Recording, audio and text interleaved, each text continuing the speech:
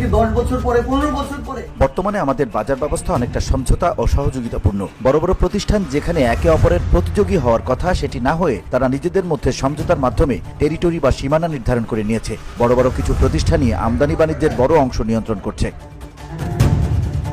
রোববার সকালে রাজধানীর একটি হোটেলে আয়োজিত এক অনুষ্ঠানে বক্তব্য রাখতে গিয়ে এমন মন্তব্য করেন নাগরিক কমিটির মুখ্য সংগঠক সার্জিস আলম। খাদ্যপণ্যের যৌক্তিক দাম, বাজার তত্ত্বাবধানের কৌশল অনুসন্ধান শীর্ষকে নীতি সংলাপের আয়োজন করে বণিক বার্তা। অনুষ্ঠানে আলোচক ছিলেন তিনি।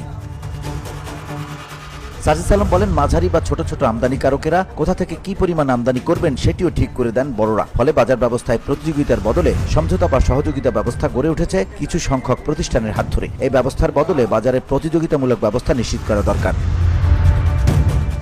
এছাড়া বাজারে আগের মতোই চাঁদাবাজি চলছে, সিন্ডিকেটও রয়েছে বলে মন্তব্য করেন সার্জিস আলম। তিনি বলেন, আমরা কাজ করতে গিয়ে নিজেদের অল্প কিছুদিনের অভিজ্ঞতায় দেখেছি রাজধানীর বড় বড় পাইকারি বাজারগুলোতে এসে পণ্যের দাম শুধু কয়েক গুণ বেড়ে যায় চাঁদাবাজির কারণে। এসব চাঁদাবাজি ও সিন্ডিকেট আবার নিয়ন্ত্রণ করে রাজনৈতিক দলগুলো। তাই বাজার ব্যবস্থায় সুস্থ ধারা ফিরিয়ে আনতে হলে প্রধান রাজনৈতিক দলগুলোর সদিচ্ছা দরকার। VOD Bangla news desk.